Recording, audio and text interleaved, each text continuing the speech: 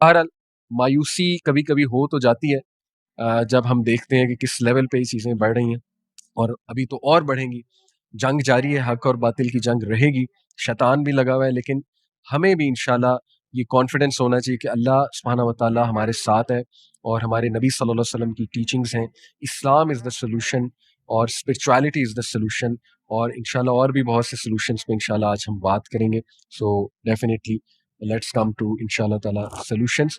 और जैसे मैंने एक और बात की बस ये पहली जो मैं डराना चाह रहा था पहले और तमहीद मानना चाह रहा था कि बहुत सीरियस चीज़ें हैं। तो मैंने जो पहली बात की कि हर घर में आग लगी हुई है और मुझे दुःख होता है जब लोग जो है ना, उनसे पूछा जाए कि क्या इस वक़्त जो है वो हालात ठीक है? तो लोग कहते हैं, "yes, everything is fine, youth is fine, youth is happy, youth को अपॉर्च्युनिटीज़ मिल रही हैं।" ठीक है, अभी अपॉर्च्युनिटीज़ मिल रही हैं, हम बहुत सी चीज़ों में बेहतर भी हो रहे होंगे, लेकिन who will talk about the ईमान ऑफ यूथ? ईमान पे कौन बात करेगा? ईमान तो खराब हो रहा है लोगों का। Deep down inside they are sad, they are depressed और आग लगने से मुराद ये घर-घर जो है ये बुराइयाँ पहुँच चुकी हैं। तो आप देखें ईडी की बात की, इरेक्टाइल डिस्फंक्शन, टेस्टोस्टेरोन लेवल बहुत गिर चुका है जो मेन का है। एक्स्ट्रा मैरिटल अफेयर्स कितने बढ़ चुके हैं। People are stuck in lots of affairs, multiple affairs. People are being blackmailed. People are involved in psychological disorders. People have so many fetishes and strange fetishes. People are involved in so many addictions, and our youth are having doubts because of desires. Because lust leads to doubts. That is, shahwat lead to shubuhat, and they are on the verge of leaving Islam. They want to adopt atheism because atheism is all about fulfilling your pleasure. They don't want to have any limits to them. Universities में वो परेशान हैं, वो कहते हैं हम करें क्या? हम मैं आपको अल्फ़ाज़ कोट कर रहा हूँ, ठीक है ना?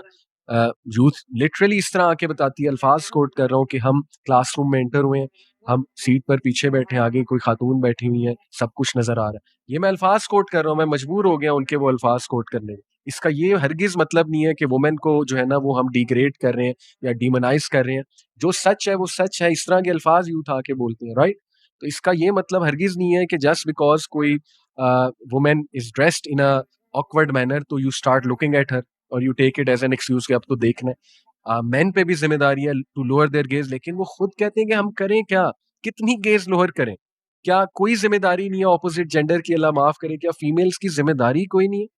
तो ये तबाहियाँ मची हुई हैं और धमाके हो रहे हैं। तो बहरहाल अब हम जो है वो आते हैं सॉल्यूशंस की तरफ इंशाल्लाह क्विकली। सबसे पहले अगर आप मुझसे एक लाइन में सॉल्यूशन पूछें कि सेक्सुअल डिज़ायर्स को गाइड करने के लिए इस्लाम की क्या गाइडलाइन है? तो इसमें 2 चीज़ें आती हैं। नंबर 1 हर इंसान को अल्लाह ने एक विल पावर रिज़र्वायर दिया है और एक स्पिरिचुअल रिज़र्वायर दिया है। रिज़र्वायर से मुराद है जैसे कि एक वाटर टैंक एक रिज़र्वायर है।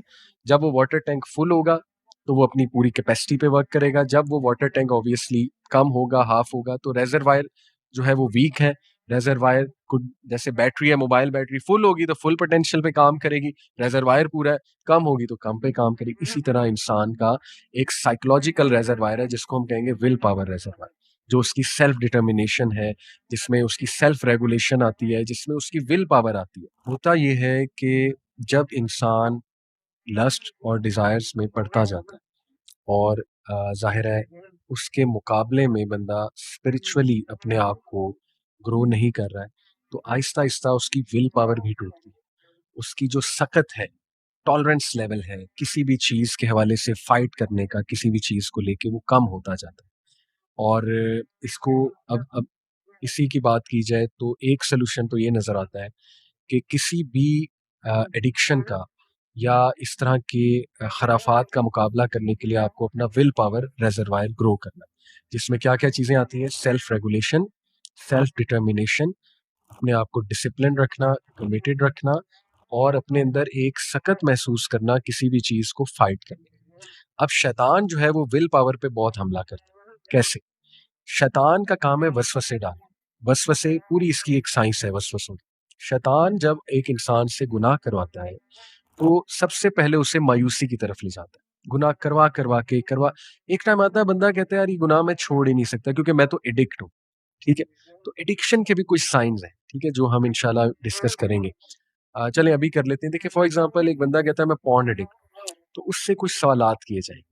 उससे ये सवाल किया जाएगा कि how often you watch porn, और कितने घंटे तुम देखते हो once you start watching porn, ठीक है ना? और फिर is it leading you to such things जो तुम्हें डिसफंक्शनल कर रही हैं सोसाइटी में, ठीक है ना? यानी you are having so many thoughts कि you can't even sit in a gathering, या तुम्हें इतनी अर्ज हो रही है, इतनी एक्सट्रीम की अर्ज हो रही है कि तुम बस कहते हो कि मैं बस निकलूं और देखना शुरू कर दूं। ये कुछ मोटे मोटे साइंस हैं एडिक्शन के, राइट? तो अदरवाइज देखें, just because someone is watching it doesn't make them an addict. But होता ये है कि शैतान जो है वो इंसान को, ये भी एक बहाना है ना कि मैं तो हूं ही एडिक्ट। तो एडिक्ट से क्या होता है, इस मेंटालिटी से क्या होता है कि एक वो फीलिंग आती है जिसको हम कहते हैं लर्नेड हेल्पलेसनेस, कि बंदा हेल्पलेस फील करता है कि भाई मैं तो हेल्पलेस हूँ, मैं तो कंट्रोल कर ही नहीं सकता इस चीज को, सीधी सी बात। तो फिर वो गिव अप करके कहता है या कहती है कि अब तो लगे रहो, फायदा ही कोई नहीं इस चीज को फाइट करने का, ये तो मेरे हाथों से ही बाहर की चीज है।